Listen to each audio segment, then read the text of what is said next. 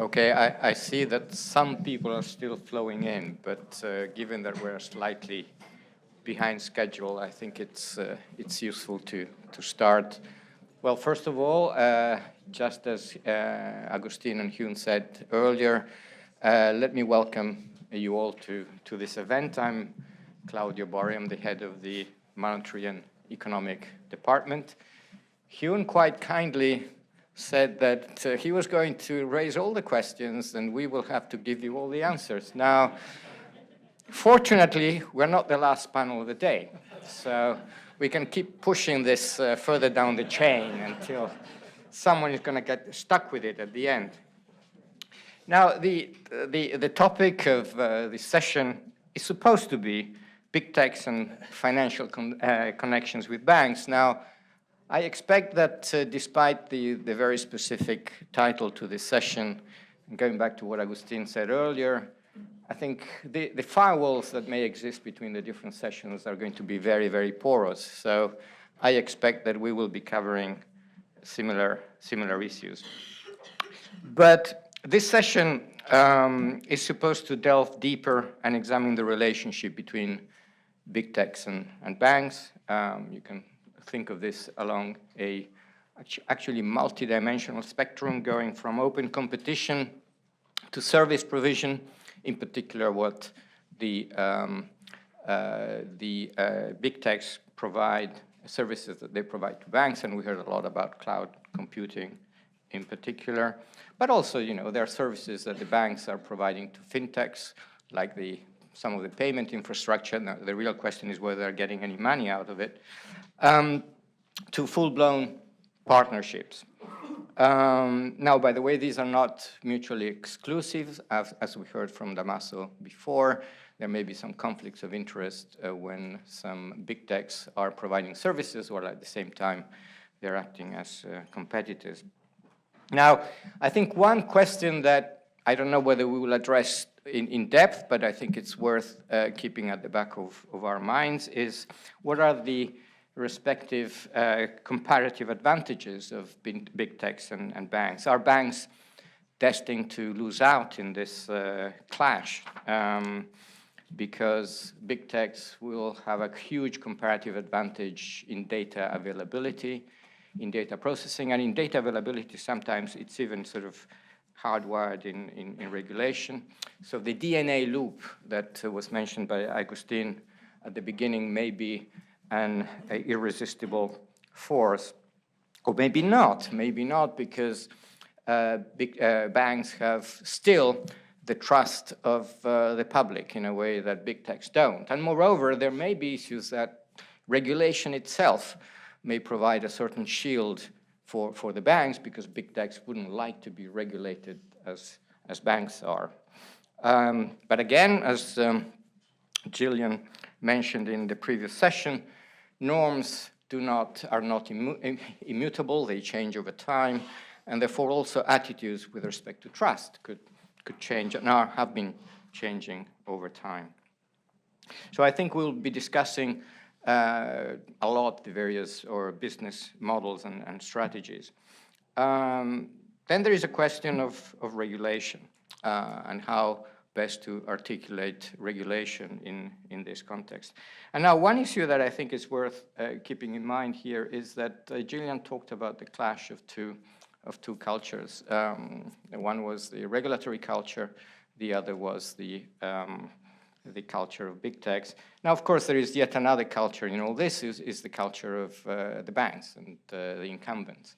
And of course, if you have clashes of more than two cultures, then trying to find a good modus operandi is even harder than it would be if you only had two. And I think one issue which this raises is the question of the level playing field, which came up. And the issue is, can a level playing field actually be reached in a context in which you have financial stability objectives? Now, my answer to that question, although I'm not a panelist, is probably that will remain elusive for some structural reasons. In any case, in order to help us shed light on these questions, we have an excellent panel which has been lined up. And let me sort of give you a sense of the order of presentations that we have. I think we'll start with Amit Seru, who is professor of finance at Stanford University and senior fellow of the Hoover Institution. And he will talk in particular about the various business models of banks versus fintechs and big techs. Then we'll move to Neil Esho, who's the Secretary General of the Basel Committee, and he will give us a big picture view of regulation, prudential regulation in this context. And then we'll move to country cases, and we'll start with Michael Su, who is acting controller of the currency in the US. And then Jessica Chu, who is Deputy Governor of the Bank Negara, Malaysia. So without any further ado, Amit, maybe you can start us off. Perfect. Thanks, everyone, for the opportunity. Great to be here. I was here in 2019. We were talking about similar issues, but maybe now a bit more informed after 3 years have passed. So what I thought I'll do in the opening remarks is just talk a little bit about what I've learned through my own research, through research of my collaborators, as well as research that's happened in places like BIS and other forums on some of the things that we are seeing. Much of this will speak about activities in the US, but I'll also say a few things which relate to similar trends outside. And as you heard in the previous panel, some of the playbooks that are used by either fintech or big tech come really from China. And they are used in different shapes and forms, and we can get into those intricacies maybe in Q&A or subsequent discussion. So I'll talk a lot about fintech and a little bit about big tech, but the way you want to sort of think about this is big tech can do everything that fintech is doing, but is not deciding whenever it's not deciding to do so. But if it decides to do so, it can do this very, very easily and very fast. And I think that's the reason that you want to think about big tech really, and not only fintech. But nevertheless, let me lay the ground for what one has seen. Over the last, I would say, 15 years, there's been a big explosion in retail as well as corporate lending and other kinds of activity from non-banks / fintechs. And you can ask, why is that the case? And essentially, there are two stories out there. One is, after the financial crisis of 2007, we regulated banks pretty heavily in different ways, and as a result, banks retreated and fintechs and big techs filled the gap. So that's one story out there. And the second is, no, it's got to do with technology. Technology brings in potentially lower costs, more efficient processing, more automation, maybe offer different kinds of higher quality products. Maybe there are better models, which we have heard about even in the previous panel, which lead to potentially inclusion and so on. So, what are these stories that one sort of thinks about? So if you look at what regulation did, whether you look at it through capital charges or lawsuits that happened or increased scrutiny and rules, essentially banks decided to either completely retreat from some segments or, lowered their activity. And shadow banks or non-banks or fintechs entered that gap. The replacement was not one for one. It's not like non-banks and fintechs operate everywhere. I'll get to why and what their model is and why that replacement is not one for one. So the way you want to think about it is that fintech is not really into deep intermediation. They are not doing intermediation as traditionally we are used to thinking that banks do maturity transformation.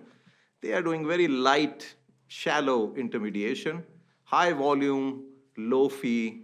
They need the high volume, and it's related to how they fund themselves. and I'll get to more of this shortly. When it comes to technology, the way you want to think about this is, whether it's fintech or big tech, they have expanded some segments of the market, so they provided more convenience, different kinds of products. There are many examples, essentially seeing a demand curve for convenience where banks had not seen or decided not to see. There are some places where they're offering low-cost, higher efficient products. And of course, there is some sense in which there is inclusion, new segments because of alternative data that they are using, and as a result, they're able to do unsecured lending like Wei was saying. This is the case also in the US and other places as well.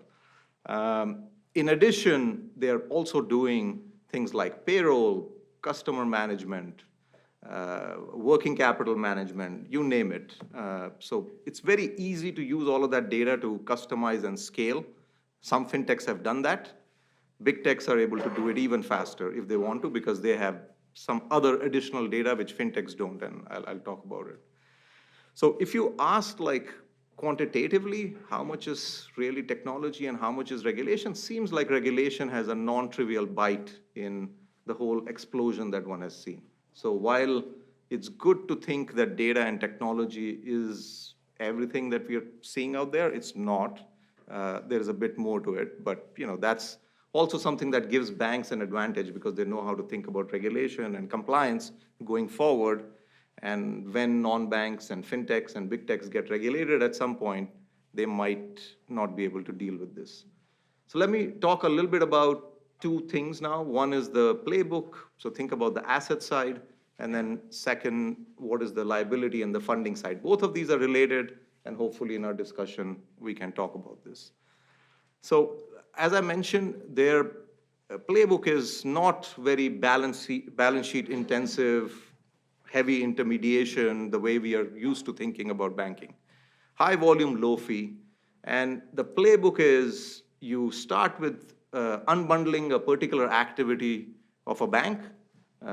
Could be anything, could be from processing credit cards to helping sell houses. Once you unbundle a particular activity, you get data. From that data, you try to customize and offer a suite of products, and then you bundle. So bank is a collection of services and products, a bundle. That's not how fintechs start. And my guess is that's how not the big techs are also not going to start that way. So that's the playbook. Now you can ask what examples exist. So faster paperwork, automation and the kind is something that fintechs have been offering to many small and medium enterprises, where they offer some loans in the beginning. It's pretty quick. There is no credit history for these small and medium enterprises, but as we get more data, we can figure out where we want to give more loans versus less. Playbook from China, used very heavily by many fintechs out there. You can offer convenience. Why convenience? Because lots of retail consumers value time, and fintechs are able to offer you convenience and charge you a fee for it. So there's a lot of that going on. So there is Quickens of the world. There are many examples. There are folks who start out offering a very low-cost service, like you essentially have Squares and Stripes of the world, where all you were doing was faster, cheaper processing. And then in the bargain, you have information on the merchant side and the customer side, and you can then expand and offer a suite of products, from customer management and invoicing and payroll for merchants to offering direct payroll and check payments and so on for customers. You start having new segments that you can go after. So this gets at the whole inclusion thing, where you can start scoring because you have information. So you can look at the cash flow movements of a firm. Who are you getting money from? Who are you paying? Same for households. Who are they connected to, and so on. And this network then gives you an additional information which external credit bureaus don't have. So there are plenty of examples where you can see that this kind of data is very valuable, including some of the studies that have happened in the BIS. And once that information is available, when you have a network, and it's not just your reputation, but the reputation of those who you transact with that also certainly matters, credit bureaus don't have that information, and you certainly have an additional leg over them. And once you can get someone in the credit space, banks can potentially also piggyback on you. So in that sense, you can see that sometimes they can be complements to banks as well. But like I said, once you have this playbook going on, payroll, customer management, invoicing, billing, working capital management, you can offer the suite of products very quickly, much more customized than anything out there. And that's basically the interesting thing and also a potential challenge going forward.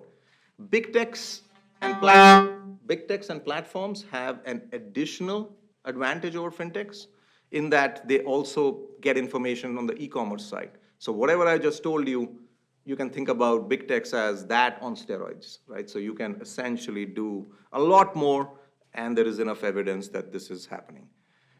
One issue here, a lot of this was raised in the previous Q&A. In my mind, they are untested models. Yes, there is some evidence that they are doing okay in COVID, but let's not forget COVID was special because we had forbearances and all kinds of stuff going on. So in my mind, they are still pretty untestable. Whether these models will survive the downturn and distress remains to be seen.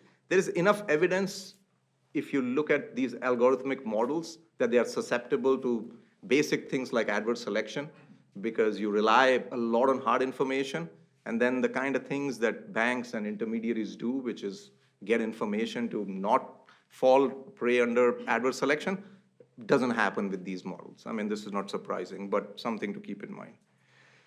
Last point here about the liability side. So all the stuff that's happening on the asset side is happening because of the way these things are funded. So fintechs, big techs, they don't take deposits. They don't take deposits, they are not regulated. But that means that you're opening yourself to potentially unstable sources of funding because these are uninsured funds that you're getting. Fintechs, typically, if you look at the data, they fund themselves through uninsured sources of capital, essentially bank financing. So they are getting bank financing, so they are intricately tied to banks and what happens. So when COVID hits, you think that fintechs, this is your moment of truth to now actually create a market that wasn't there. Suddenly fintechs don't work. Why? Because banks contracted, their source of funding disappeared, so fintechs were left lurching in the water. Fintechs also don't have a pretty big balance sheet. So as a result, they rely a lot on secondary market, which is you originate and sell. Originate and retention is still pretty much with the banks. So if you originate to sell and you're reliant on banks for short-term funding, you're essentially at the mercy of banks and markets and the cyclicality. So we shouldn't think of fintechs suddenly replacing banks in the short run. Big techs are different. They have a much healthier balance sheet. They have billions and billions of dollars sitting on on their books, cash. But they also have been reluctant to do very capital-intensive intermediation. So think about Apple Pay. Apple Pay is just a front. That's what they do. They are not really doing very heavy loans, which are there and they are keeping on the balance sheet. So not yet. What about fintechs? Well, they all discovered during the pandemic that actually they have a pretty unstable source of funding. They had not realized it before. So as a result, many of them have now become banks. So unbundled, got the data, bundled, remained fintechs till the pandemic. Actually, a bunch of them have now become banks because they want stable source of funding. So that's, I think, setting the scene, hopefully, and we can get into more details on what I mentioned, because I'm sure many others will. Thanks. Thank you very much. And by the way, as you make your prepared remarks, if in the process you would like to try and address or respond to some of the things that you've heard, that would be very helpful. So, Neil. Okay, thank you very much, Claudia. I thought I'd start off by saying Most of you know that the BAS is building another building. We have the tower here, but this is inspired by Gillian's comments. And I wanted to propose to Augustine, I don't know if he's here, that given that we already have the tower, we should name the second building the square. So then we'll have everything covered. We'll have the tower and the square in honour of Gillian's presentation. Anyway, in all seriousness, let's start.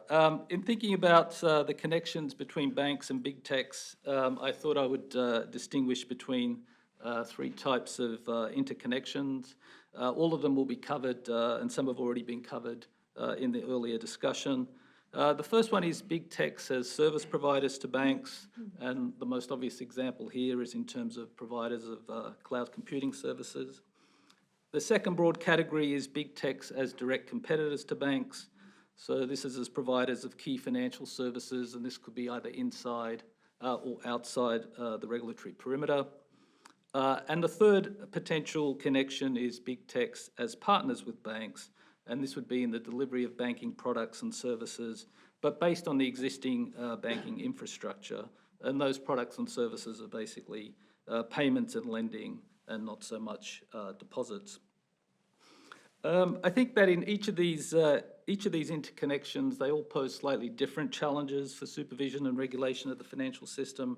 But I think once you take them all together, as others have noted, the increasingly important role of big techs in the financial system becomes quite something that needs to be addressed. So let me start firstly on big techs as service providers. John touched on this already, so I'll try and make my remarks a little bit briefer than what I intended. It's clear that banks are becoming increasingly reliant on big techs as critical third-party service providers, and in particular in terms of cloud computing services. I would say if you look across different jurisdictions and different banks, people are moving at different speeds, but the trend is pretty clear, and I think the outcome is pretty clear that these interconnections will just increase over time. The other thing to note is that this is not a banking or a financial system specific trend. It's something that's happening across all industries. The other thing that's probably worth recalling at the start is that the provision of such services by big techs was not their main business model at inception. So if you think of Google, it started off as a search engine. Amazon, it was an online bookstore, seems like a long time ago.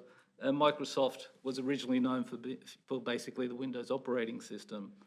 But now, certainly for some of these companies, the provision of big tech services amounts to a very large portion of their revenues. There was an estimate in the Economist I saw a few months ago that basically put the reported earnings on cloud services, this just doesn't include banks, but other companies, in the vicinity of about $500 billion US. So the reason I point all that out is that the evolution of big techs basically highlights the versatility of these companies to adapt to evolving trends. So it's probably a good reason to ask ourselves whether we'll see similar trends with regards to banking services. In other words, we're not all being paranoid, I guess, by worrying about big techs. So on the specifics of cloud computing, as I said, John mentioned some of the benefits and some of the costs. We also have a panel later in the afternoon that will go into the detail of these benefits and costs. So I'm going to skip all that and just jump to my conclusion here, is to basically say that I think the benefits outweigh the costs of moving to the cloud for most institutions. The scale that the big techs can provide and the quality of the service for most firms will mean that they eventually will have, I think, little choice but to move substantial volumes of their business into the cloud. And I think what I'd say here that there's two things to take note of. I think at the micro, the way we do supervision, it's really, if we think about it at the micro level to start with, we can do a lot in terms of what supervisors and regulators, what we require of banks in terms of how they prepare for moving their businesses to the cloud, or how they deal in general with third-party service providers. And I think that's kind of well established. We have good practices and processes for doing that. The thing we can't do very much about is the concentration. And I think that's there. That's just going to get bigger. And that's not something that prudential supervisors or regulators will be able to solve. In the end, that's going to be an issue basically a whole of government type issue. It's not something that we can solve on our own. Okay, so let me now turn to the second type of interconnection, and that's big techs as direct competitors with traditional banks. And I thought of this could be either inside or outside the regulatory perimeter. When I talk about prudential regulation, I always have in mind, coming from the Basel Committee, I always have in mind it's basically entity-based regulation in mind. I don't have in mind product-based regulation, which tends to be things like consumer protection. I usually have in mind entity-based regulation. So in terms of being inside or outside the perimeter, I think we've had one example of outside the perimeter, and that was, obviously the Libra case that people referred to in the previous example. I can't think of any other example where a big tech has been, getting into banking indirectly, I guess, but outside the perimeter. Other than that, I would suspect if that happened again, you'd have a very similar response. In terms of activity within the regulatory perimeter, perhaps unsurprisingly, there hasn't really been much activity. So far, big techs have basically focused on their main expertise, which is providing technology rather than providing banking services. I think there's two ways to think of this. If big techs, take the simpler case, if a big tech ends up buying a bank or starting a new bank, then in a sense, the regulatory response is relatively straightforward. It's within the regulatory perimeter. You have a banking license. So in that sense, it's clear. But then the main issue you would need to address, I guess there's two main issues. The first one is this separation of banking and commerce and how you feel about that. That's something that Augustine touched upon, and I think Michael will also talk about. Just to say on that particular issue, in many jurisdictions, there is no explicit separation. So even though in practice the activities tend to be separated. The second big issue there is obviously also the competition one. Okay, so that's kind of within the regulatory perimeter or the direct connection. The most interesting one, I think, is the third type of connection, and here I have in mind essentially partnerships with banks. I've heard this description put by others as collaboration is the new competition. So this, as Amit was saying, it relates to fintechs and also to big techs. Some of my staff, which are much younger than me, suggest that the correct term is frenemies. So I should say they're frenemies, but anyway. As I said, most of these partnerships so far have been between banks and big techs, but we also have obviously examples with big tech players. This has predominantly been in the areas of payments, but also in lending. And again, as Amit said, not really in deposits, because once you start offering a deposit, you sort of, you jump that line and you're in the regulated space. It's probably also worth noting that there are, again, significant differences across jurisdictions, and most of the activity has, in this case, been in emerging markets. We heard the case of China earlier today, and I guess the other general case would be in Latin America. So in thinking about partnerships and the potential strategic implications of these partnerships with banks, I want to go back 5 years, almost to this day. And what I did, I looked at a Basel Committee paper we issued in 2018. It was called Sound Practices, Implications of FinTech Developments for Banks and Bank Supervisors. And in that paper, I remember it well because we were in a real rush to get it out. We thought everything's changing so rapidly, we've got to get this paper out, it's going to become obsolete. And my conclusion will be 5 years later, nothing has fundamentally changed. And my question is, if we come back in 5 years' time, will we still be in the same position? My baseline is we probably will. But anyway, let me lay out the 5 scenarios that were laid out in this paper in terms of how the market might evolve. The first one was this better bank scenario. And essentially what this envisaged was that the incumbent banks would use the technology and they just become better. So that would be the main change. The second scenario was what we called a new bank scenario. So you have new entrants would come in and they would essentially they'd benefit from this basically being digitally native, and they'd overtake the incumbent banks. And so then the incumbent banks would eventually disappear. The third scenario is this distributed bank scenario, which is kind of where we're in at the moment, but mainly due to the fintechs. We end up with this sort of fragmentation of products and services being offered by banks and fintechs and potentially big techs, where it's all a bit muddled. The customer does, each party to some extent has access to customers, but it varies based on the product. The fourth scenario was what we call the relegated bank scenario, where basically the banks are pretty much just a commodity in the background. All you see as a customer would be an app. You see the firm offering the service through an app, and essentially the bank would just be the technology in the background. And then the fifth scenario is what we call the disintermediated bank, where essentially banks just become obsolete and banking is done through a completely new platform or technology. So while any of these scenarios could in principle still evolve in the medium term, as I said, I think it's probably the case, I think it is the case that the more disruptive ones have yet to materialize.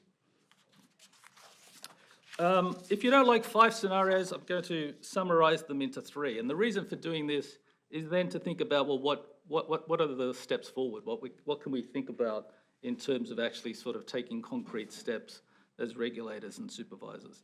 And the 3 scenarios we can summarize them as basically the incumbent banks win, the new players win, or there's a tie. Okay.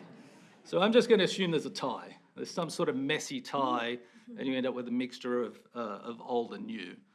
And then think about what's the path ahead, and what can we do if we end up in this scenario where the market's a bit of a mixture. And this is where I came almost to a blank. So if you're waiting for some great insights, I didn't come up with much, but I sort of reached this point. So maybe some of you have some ideas. But I think this is, if I was to look ahead 5 years, we're probably still going to be in this particular case, unless there's some event happens that basically shifts the dial significantly.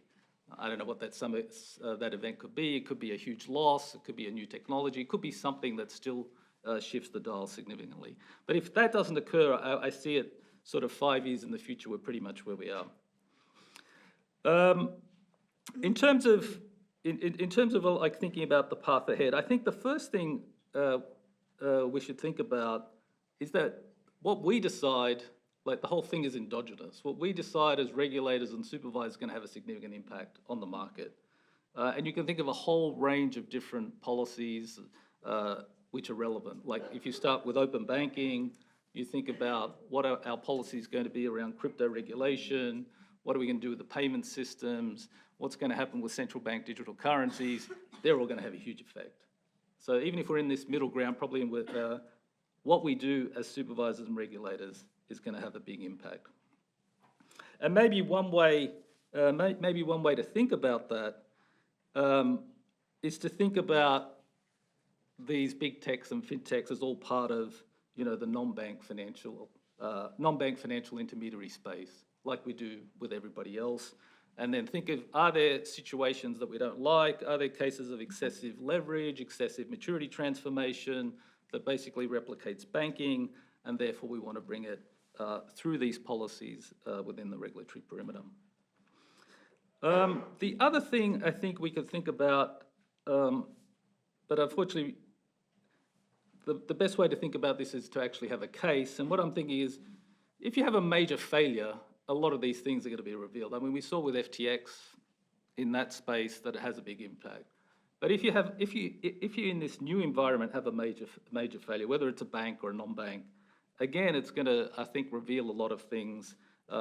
Firstly, about who owns the risks in some of these products, and it'll also probably raise a whole bunch of issues as to how we think about resolution, given that the whole process of banking has become far more complex in terms of the delivery of services.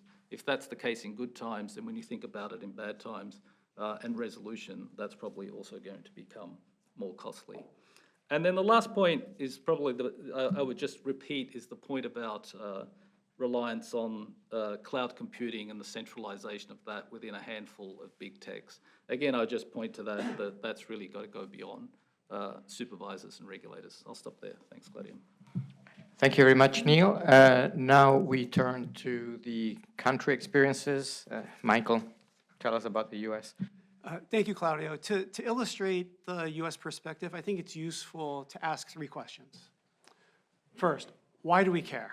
Like, why does this matter, this issue about how big tech, fintechs interact with the banking system? Second, what's been our experience to date? And third, how should we approach things going forward? So I'm just going to organize my remarks are kind of along with these 3 questions. First, why should we care? So these have all been alluded to before. I'm just going to reorder them slightly. The experience in the U.S. on banking versus commerce is one that I think is worth highlighting because we care where banking and commerce have become mixed. There have been issues on monopolization, antitrust. There have been conflict of interest issues, and safety and soundness, where the risks from commerce can impact the safety and soundness of banks. And so because of that history in the U.S., this has been part of, I guess, the DNA of some of the approaches to these topics from a banking versus commerce. And of course, today's commerce is different than yesterday's commerce. So I think that's a really important thing that we're going to talk about. Second, there's a web of interdependencies between banks and big tech, fintech, non-banks that is increasingly complex, and I am not sure we have a great line of sight into it. It reminds me a bit of the complex interrelationships financially between banks and capital markets pre-2008. That was not that well understood before the crisis. It became revealed, I think to borrow Neil's point, a lot of those things revealed themselves in the crisis, and I think in retrospect, this is why we have a lot of the bodies and the conferences we have today is to understand those things so that we get in front of them rather than chase them. And I think we need to understand that. And third relates to financial inclusion. And this is going to sound counterintuitive, but I am worried about the illusion of financial inclusion. And that's because of the way the business models are oriented. So in banking, the business model is you earn your cost of capital. We're familiar with that. Because of the DNA that was referred to earlier by Augustine, right? You've got the data and the networks. There's a very strong incentive to acquire customers. And the way to acquire those customers initially is to give it away for free. And we see that again and again with a lot of technology. Give it away for free and monetize it later. And so from an inclusion standpoint, it looks very inclusive initially because it's free. It's being offered, but it's not free forever. And I think now, especially now that we're moving out of, we've had a very prolonged period of interest rates at the zero lower bound, where a lot of these activities were funded generously. And now we're in a different environment, and you hear the technology firms talk about unit economics a lot. Well, the unit economics for financial services to the underserved are not very good. And so this raises questions of what is that business model going to be going forward, and is it still going to be inclusive? And if it is, that's great. We should absolutely support that. If it's not, then I think we should question and be somewhat skeptical of that and ask, like, where is that going to land, and how does that fit within these questions of technology and banking connectivity? So now on the second question, what is the evidence to date? So I'm going to start first with the black ship analogy that Gillian helpfully provided earlier. I think the black ship in the banking commerce context in the US starts in around 2005 with Walmart, right? Early 2000s, Walmart sought to get a banking license. And this was the black ship for a whole bunch of incumbents and others who said, uh-oh, what does this mean for banking and commerce? And there was a very large, big debate about this. And eventually, Walmart withdrew from that. Libra, I think, was the second black ship that was referred to earlier. And so I don't need to rehash that. And then a smaller, but I think other important one to note is Google Plex, right? So Google is a big tech company. And with Plex, the idea was to partner with a suite of banks to offer banking products and services through the Google platform. And that was also eventually withdrawn. And so we've seen there that, at least in the US, where kind of the black ship approach, if you will, is taken. There's a very strong reaction, a bit of hand-wringing, and a response that, at least thus far, has not resulted in the disintermediation or the disruption that some have talked about. There's another strategy that we've seen, which I guess I'll call the blue jeans analogy, referring to the pre-glasnost with selling blue jeans in the Soviet Russia that leads to the warming. And that's a bit more incremental. And Amit had referred to this, which is you start smaller. So the fintechs would start with something that's clearly commercial, a card reader device, a peer-to-peer payments, a brokerage, et cetera. And then that's the unbundled part. The technology has something to offer, and then you basically expand from there into adjacent fields. And in some cases, that you end up rebundling basically the banking services. And that has proved much more successful than the black ship approach. And you see that's quite pervasive. This gets to the partnerships that Neil was mentioning. That comes in a lot of different flavors. So there's some simple models, which we can all point to, but if you look under the hood, there are many, many different kinds of partnerships where the nature of the relationship, client to bank to service, the arrows run in all different directions in different permutations. And again, this just adds to the complexity of the relationships and the interdependencies between banks and technology firms that I think requires a lot more attention. And then, of course, there's the cloud.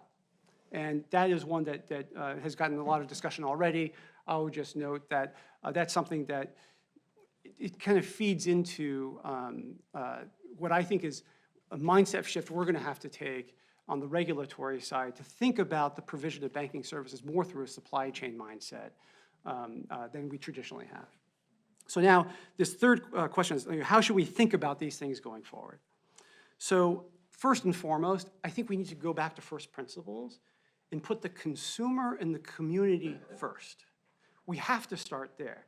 The purpose of the banking system is not for banks. It is in order to serve households, individuals, communities. And that has to be, to me, it's just important as we have these discussions to go back to that. If it's good for communities and households without many policy risks, we should support and encourage that. And that may have impacts on incumbents, so be it. Again, put them as the center of the analysis is important. Second, I do think we need to update where the banking and commerce line is for today, going forward, because we've talked a lot about how e-commerce today is quite different than traditional commerce, and it has a lot of different features to it. And where do we want to where should the line be between banking and commerce? Does it matter in the e-commerce? I think we need to think about that. Third, with regards to the supply chain mindset, I know that this past year there's been a lot of focus on supply chains and containers. I think we all became experts on container movements across the world because of how critical they were to the movement of goods. And so today, I think it's not too crazy to make the analogy that the cloud is essentially the new container. Like, it is hard, as we move more and more to a digital world of banking, how do you provide that without cloud? I think that's going to be increasingly something that we're going to have to grapple with. And then the last is this issue on trust that Jillian had brought up earlier today. And this room, of all audiences I talk to, this room knows better than anyone, money and banking rest on trust. It is all about trust. And we've had to learn these lessons the hard way. We're still learning these lessons, but we have a lot of experience with how trust gets lost, the impacts of that loss, how to try to rebuild it, how to try to sustain it. And this new model that Jillian had referred to, you've got horizontal face-to-face, vertical, institutional, and then distributed. And I think a lot of us know that probably one of the trickiest things with trust is if you have the illusion of trust without actual trust.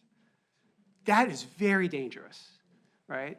And I think one question we have to ask ourselves in the technology space is, can convenience and engagement equal trust?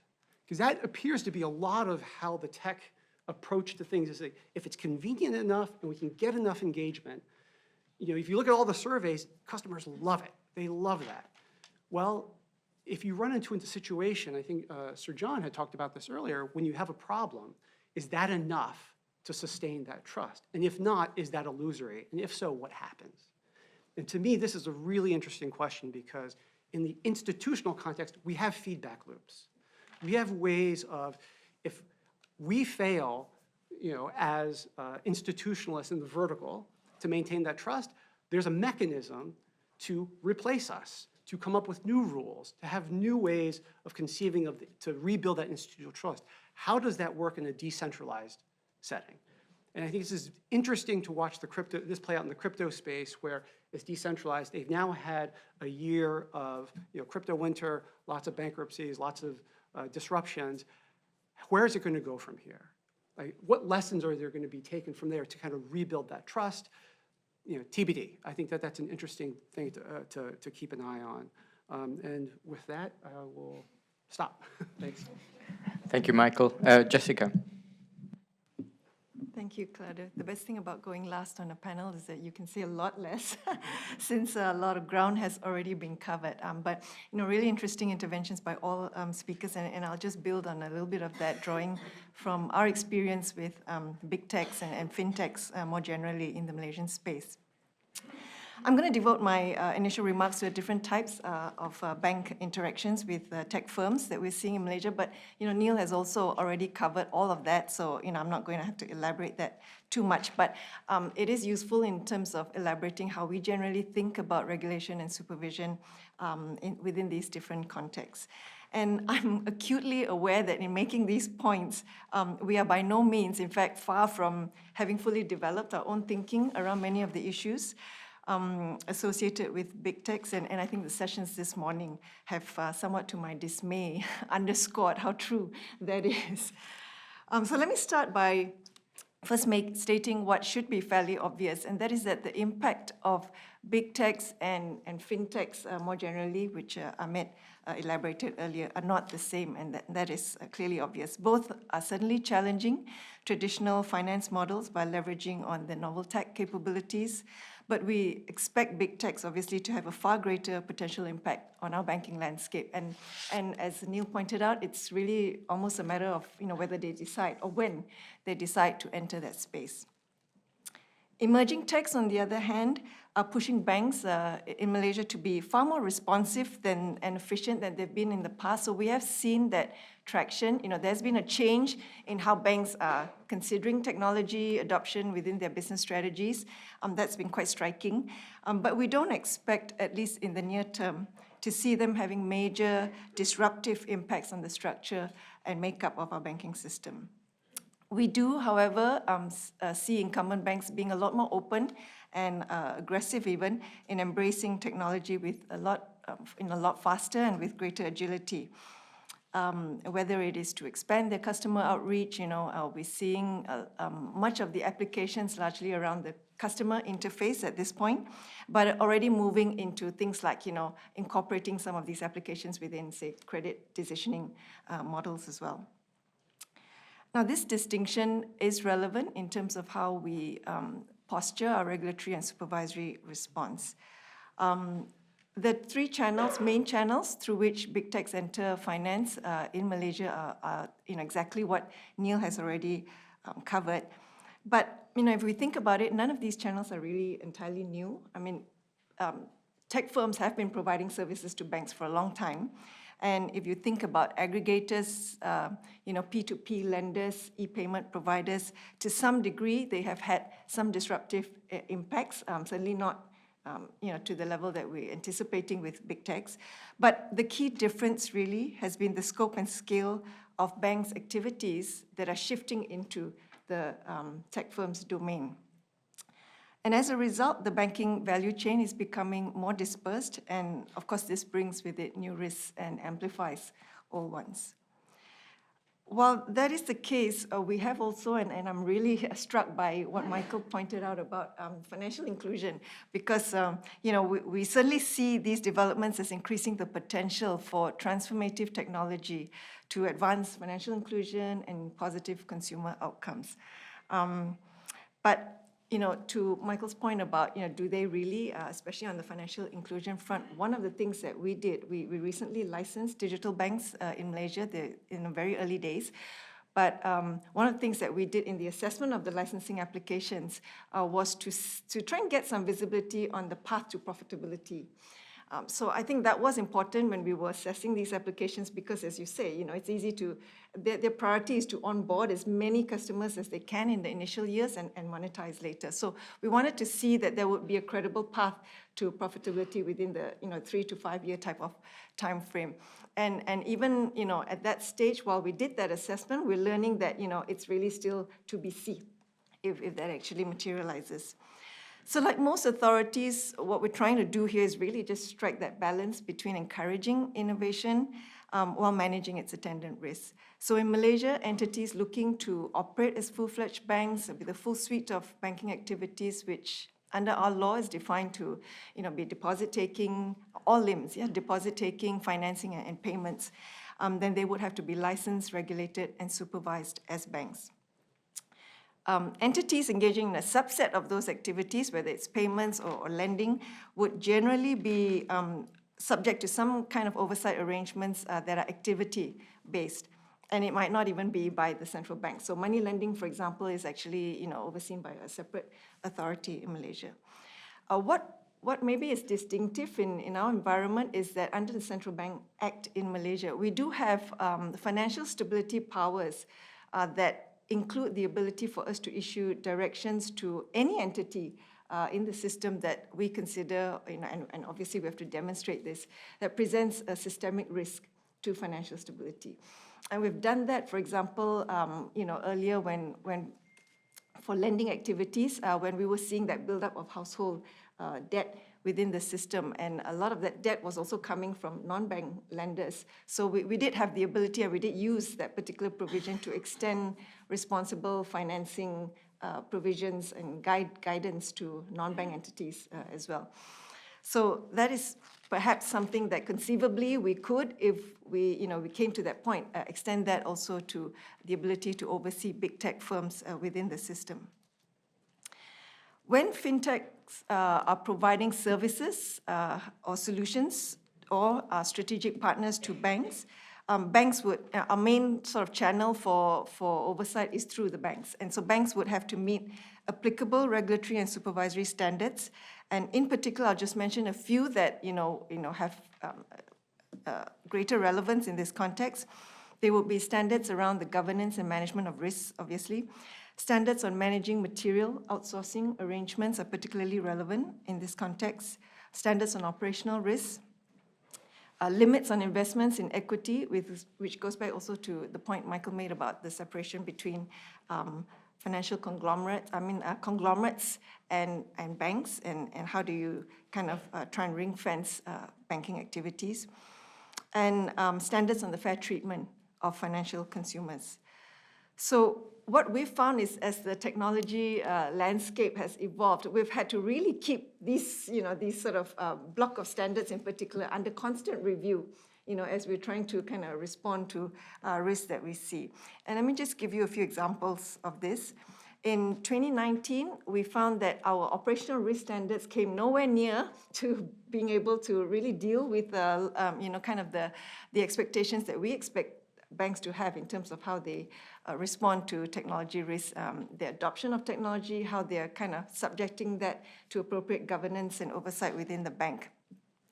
So what we ended up doing was develop a whole separate standard specifically on the management of technology risks to complement pre-existing standards on operational risks.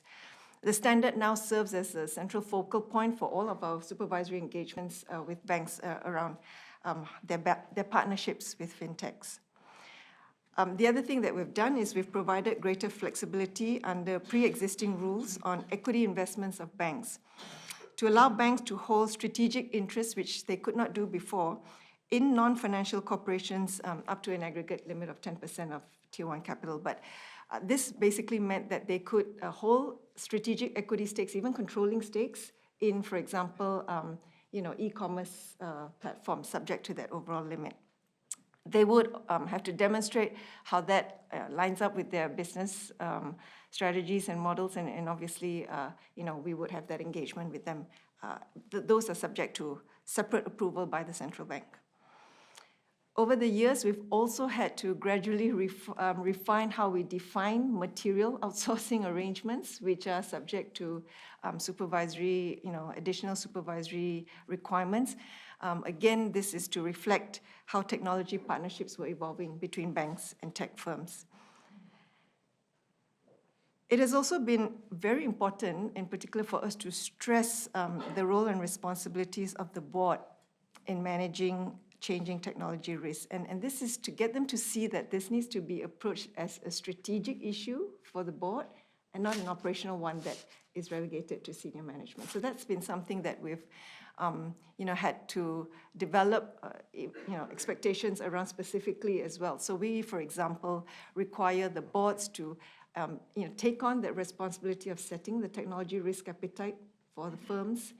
They have to, we require boards to have a designated board committee that devotes its attention to the oversight of technology risks within the institution. So things like that we've had to put in place just to kind of get the boards up to mark in terms of how they were approaching technology risks within their institutions. A final point that I will mention, and I can't recall, but I think this was alluded to as well, the increasing integration between fintechs and finance has also led, in our context, to a stronger focus on fraud risk. Public concerns in Malaysia over monies lost due to increasingly sophisticated fraud and scams have led to the need, in our case, of stronger preventive measures. And those measures are going to affect customer experience. So if you think about big techs offering or fintechs offering that, that advantage of a better customer experience, then we think that this response is likely to have future implications in terms of how big techs continue to feature in the financial activities, including from, and I think Amit probably alluded to this, including from more frictions that may be introduced in order to protect customers from fraud, or the higher regulatory costs that banks are going to have to bear to meet these additional requirements. So again, to what degree that could impact the value proposition of big techs in finance is probably something to be seen. I'll pause there, Claudia. Well, thank you. Thank you very much. Plenty of food for thought. We've got some 17 minutes left. I'll try to stick to the 17 so that we don't keep adding more and more minutes to the day. So let me start from a very succinct point that was made by Neil. So he basically said in this report that was written 5 years ago, to summarize 5 into 3 scenarios, incumbents win, newcomers win, there is a tie. And he basically said, we've had a tie. And I think you also said that you expect that in 5 years' time, we will still have a tie. I just wonder what the other participants think. And let me start with Amit about this. And in thinking about whether we'll have a tie or not, how much do you think the critical factor is going to be regulation as opposed to technology and market forces? And ultimately, and again, this is for everyone, are we going to have the same debates in 5 years' time as we're having now, with little progress in terms of regulation? As Gillian mentioned this morning, and I've always been quite concerned about this, there seems to be a rather uneven clash here between, if you like, the innovation world and regulators, with regulators sort of losing in the arms race, given just the sheer speed at which things are changing. So I'm going to be asking you, do you think that we'll be making substantial, significant, no progress in that regard? So let me start with Amit. So I think Neil should be answering this, but okay. I've already answered. It's up to you. You start. No, I think it's useful to get everyone's perspective. Yeah. So I think probably I'll disagree a little bit with Neil. I think in 5 years, things will be quite different because I actually think it was hard to imagine it'll be a tie probably 5 years ago. I know that these were the scenarios thrown out, but it seems like it was all kinds of permutations. So of course, one of them has to be true. If you look at whether or not fintechs and big techs and banks, have they been complements or substitutes in terms of what they've done, that probably gives us some sense of where this is headed. That's one way of thinking about this. And where fintechs have grown quite a bit is risky segments because banks retreated from those, fintechs jumped in. Why have they jumped in the risky segments? Because there is some backstop either from the banks or from the government or both. And like I said, fintechs are happy to do shallow intermediation and are happy with that. So in that sense, there is some substitution away from banks to fintechs, but at the end of the day, because the risk is still sitting on banks' books somewhere, there is also a complementary angle here. So yeah, there is a tie, but we should not just stop looking at what fintechs are doing, because like I was saying in the beginning, big techs have a big advantage, which fintechs don't. They have a lot of data. What else do they have? They have amazing reach when it comes to consumers, which fintechs don't. So amazing e-commerce data, amazing reach to the consumers, amazing ability to customize, and this is the kicker, which they have not done yet, which is stealing the deposits. So because there's a lot of trust, and especially new generation, like what was discussed already, we know what banks look like, what branches are. If you look at the new generation, they have no idea what banks are, what new generation is. They know Amazon.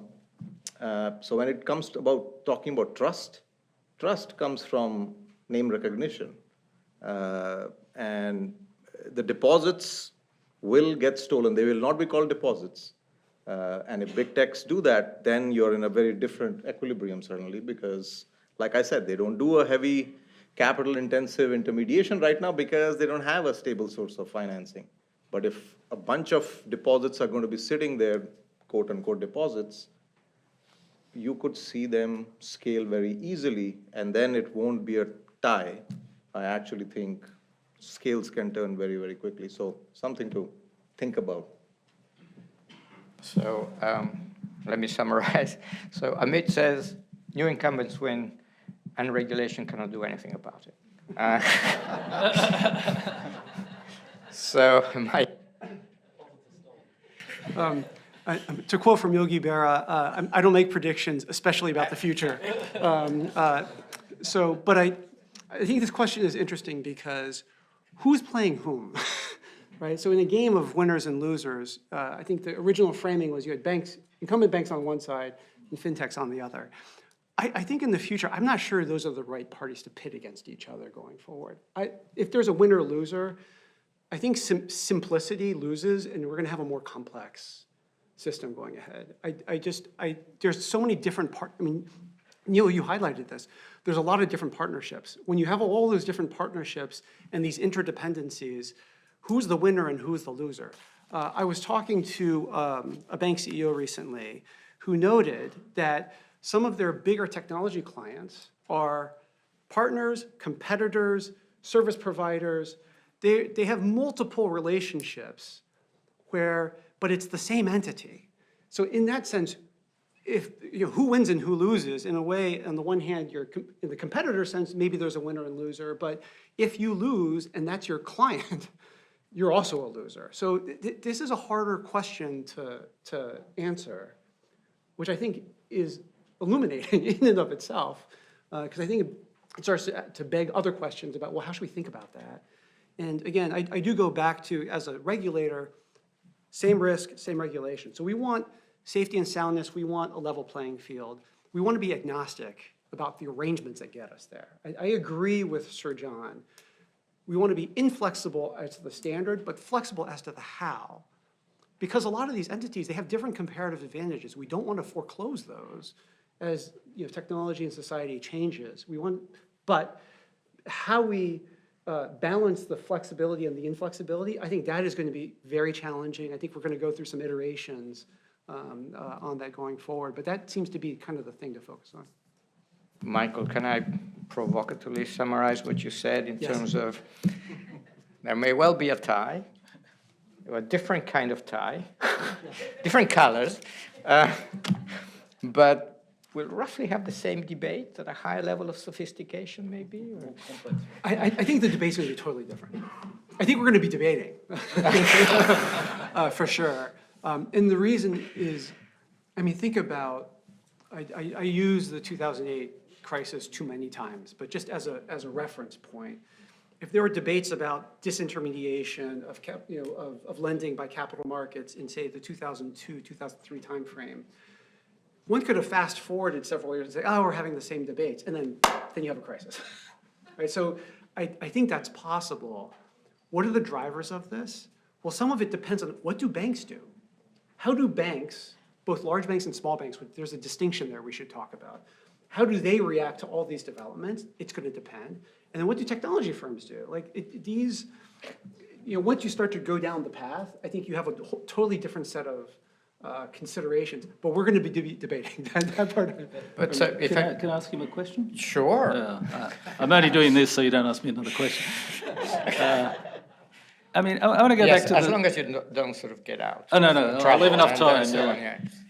Let's go back to the same regulation comment that we hear all the time. I use it all the time. You used it, Sir John used it. And I've said doesn't really mean much. And Claudio's view says it's completely meaningless. It doesn't get you anywhere. I mean, that's paraphrasing what he said. He has a really nice Vox paper on it. You can read it, but that's the summary.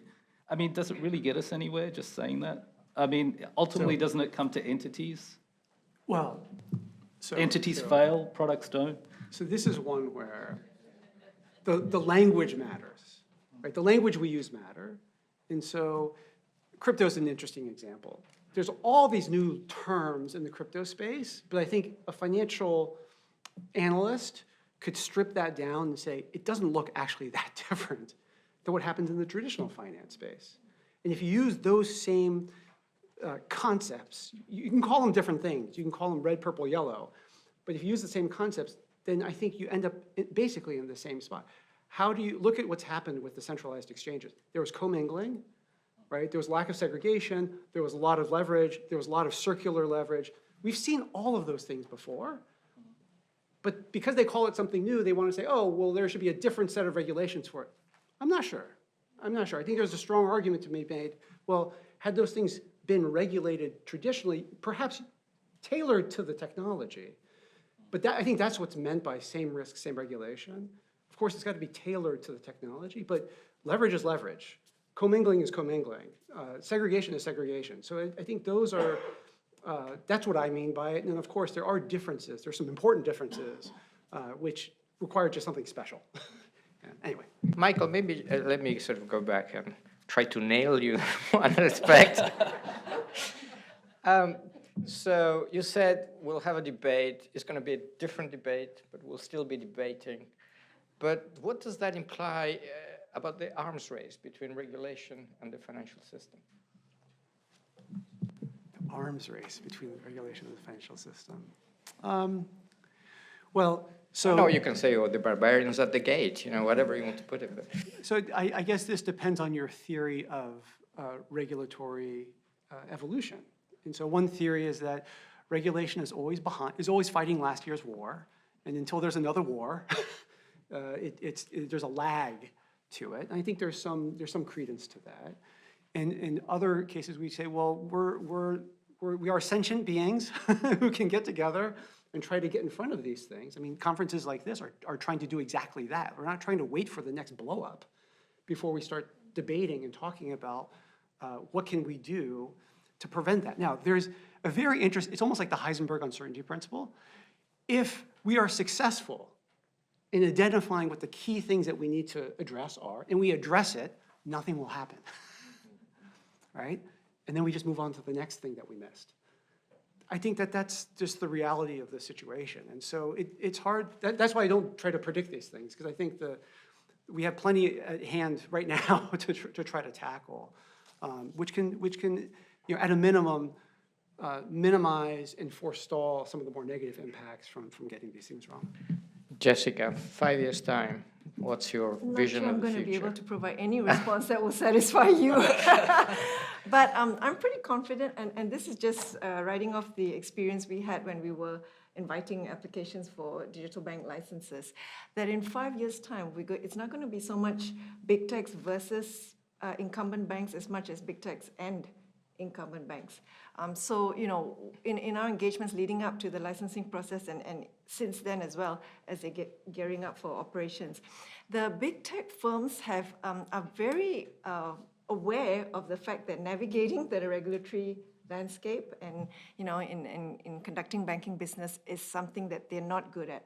And I think they're very aware of that. So their preference has been, you know, very clearly to tie up with banks. So I think what we're going to see, at least in Malaysia, over the next 5 years, is really more of the strategic partnerships. That those are going to grow. They're going to maybe take, you know, new forms and all that, but very much with banks involved. Whether or not beyond the 5-year period, that might change because, you know, they've developed that internal capacity, capabilities, and they're more confident. That probably remains to be seen. Before turning the whole thing to the floor and ask questions from the audience, although I'm going to be going over the time as well,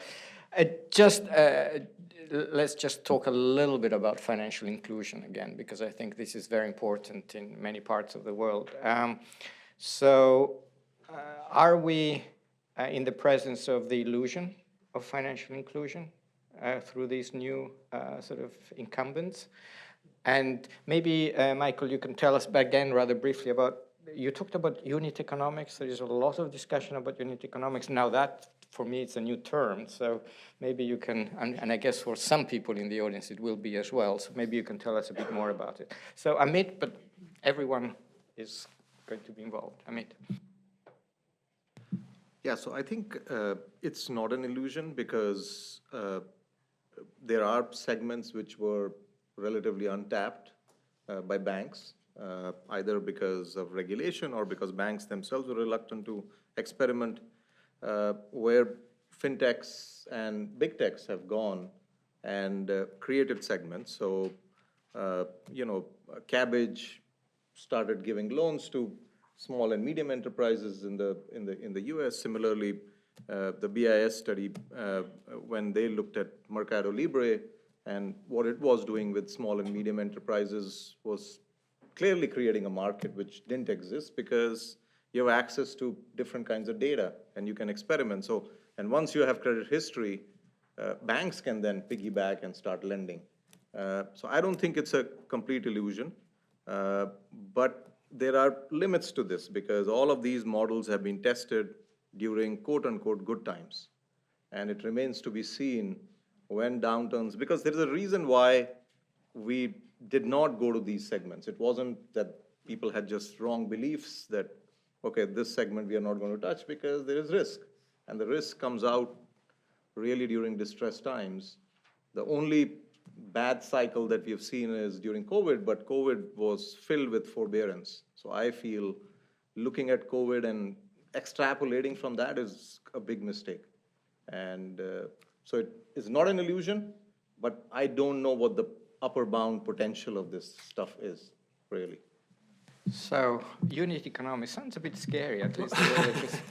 It's bandied about in the fintech startup VC world right now, because previously a lot of venture capitalists would say, you startup, what's your growth plan? How are you going to get more customers? Now it is, what are your unit economics and what's your runway? In other words, how profitable are you per client? And how much money do you have? How much money do you have to burn to maintain that before you become more profitable? And here, I think, I strongly agree with Amit on this, is through the cycle, those unit economics change. And I think you're already seeing small and medium enterprise, small, medium business, some fintechs got in, it looked very inclusive, and then as the environment changes, they have to drop them. the unit economics are not good.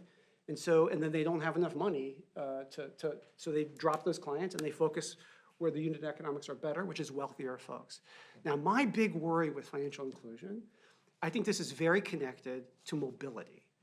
Because in a world where you have greater inequality and you have persistent immobility, the unit economic will never be there. Because one of the promises of mobility is if you can lend to somebody when they're underserved, as they climb up the economic ladder, those economics get better. And you can monetize those later if you build that relationship. Well, if they never climb up that ladder, that segment will be, in a sense, permanently on a do not lend to list. And that then just becomes a treadmill that becomes very, very hard to get off of. And I think that's a structural issue. And I take that back. Why do we care about that? Because this is all about trust. If the banking financial system cannot enable those things that we want in society that we value, we've got a problem. And so it's outside of the usual lanes by which we think about these things, but I do think we need to talk about them, and we need to kind of bring them into the conversation as we consider these things. Jessica, so this tension or inconsistency between being profitable and having a real inclusion, I guess that's precisely one of the concerns that you have, trying to address in your system, right? So as I mentioned, really the main motivation behind the issuance of digital bank licenses in Malaysia was financial inclusion. And so all of the successful applicants had to demonstrate that they were focused on that, but on the underserved and unserved segments, and then show that path to profitability, which again remains to be validated. I think, even post this, we have something called a foundational period. So within 3 to 5 years, they have to, that's the stage where we apply simplified prudential rules with a view to allow them to scale up and then eventually exit, and that would be a level playing field. In that period, I think what we probably will need to grapple with is when they do exit, they can then, they're allowed to also serve substantially other segments as well. So you do have some of that diversification advantages. But the thing is, we still express an explicit expectation that even after they exit that foundational phase, they should still be focused on the unserved and underserved segments. So I think the question that I suspect is going to come back at the regulator is, given that particular mandate to digital bank licensees, is there room for regulation to balance out the economics of the business model of the digital bank licensees? It's a question we probably, over the course of that 3 to 5 years, are going to have to grapple with and probably come to a landing on. But right now, the contemplation is that at the end of 5 years, everything is even. But I think it's a debate that we still have to keep an open mind on internally. So some real question marks about how permanent this inclusion can be, whether with respect to the business cycle or financial cycle, or whether with respect to the structural profitability of it. I don't know whether you want to add anything on No, just briefly. On inclusion. I think you'll have both financial inclusion and financial illusion. I mean, if you go back, do you remember the Libra white paper? It was just filled with financial inclusion, and nobody believed that, I don't think. But yeah. So I think you have both.